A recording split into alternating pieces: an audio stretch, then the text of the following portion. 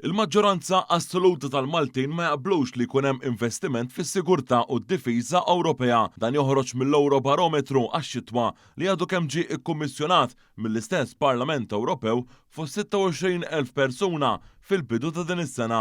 Huma biss 14% tal-Maltin li wieġbu li jaqblu li waħda mill-prioritajiet tal-Parlament Ewropew għandha tkun dik tal-investiment fid-difiża u s-sigurtà Ewropea. Il-persentaġġ tal-Maltin favur dan u inqas minn kemm kien fl-aħħar Eurobarometru li ħareġ qrib l-elezzjonijiet tal-Parlament Ewropew f'Ġunju tas-sena l-oħra.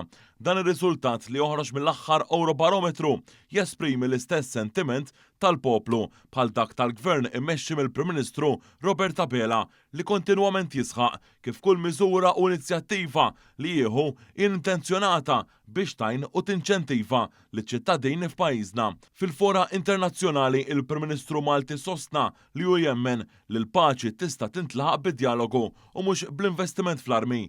Dan kompletament bil-kontra tal-Partit Nazzjonalista li qed jinsisti il-ħin kollu biex il-gvern jiddejjen ħalli jixtri l-armi u l-munizzjon flus li jmorru għall-industriji barranin li jipproduċu l-armamenti.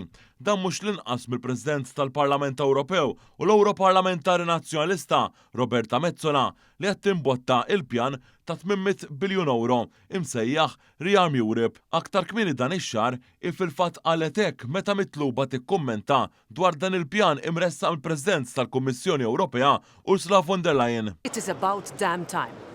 Dakinhar l-Europarlamentari Nazzjonalista qalet li n-nies iridu dan l-investiment. F'intervista iżjed riċenti Metsola wkoll sostniet li kien għaliha Malta tikkontribwixxi finanzjarjament minn flus miġburin mit-taxxi fil-pjan biljonarju tal-Unjoni Ewropea biex jinxtraw l-armi. Fil-fatt Metsola qalet li kieku kienet il-Prim Ministru kienet tieħu l-fondi biex iżżid l-armamenti fid-difiża. Kien kon ngħidulhom isma' għandi bżonn ta' naqra minn dak il-fondi. Minkejja dan kif jixed b'mod ċar l-aħħar Eurobarometru, il-maġġoranza l-poplu Malti ma jaqbel assolutament xejn ma' Metsola li mill-ġdid bħal partit tagħha jidher li m'għandix idea fuq il-polz tal-poplu.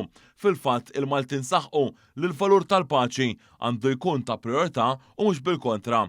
Minn dan l-Eurobarometru ħareġ ukoll li aktar minn nofs il-Maltin m'għandhomx fiduċja fil-Parlament Ewropew. Jirriżulta li huma biss 48% tal-Maltin li ħarsu b'mod pożittiv lejn l-istituzzjoni mmexxija mill-istess Metsola. Dan fl-istess ħin l-55% tal-Maltin qalu li ħarsu fil-pożittiv lejn l-Unjoni Ewropea b'mod ġenerali.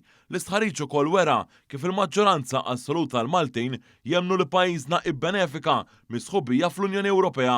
Hawnhekk Malta għandha l-ogħla rata minn fost il-pajjiżi kollha tal-Unjoni Ewropea dik ta' 92%. Skont dan l-Eurobarometru il-Maltin ukoll jiddominaw fuq il-popli fis-26 pajjiż ieħor membru li jridu Unjoni Ewropea maquda biex tkun tista' tiffaċċja l-isfidi globali aħjar. Għal Maltin, il-Parlament Ewropew għandu jindirizza iżjed sfidi bħal dik tal-inflazzjoni, is-saħħa pubblika, il-migrazzjoni, il-ġlieda kontra l-faqar u l-azzjoni kontra t-tibdil fil-klima.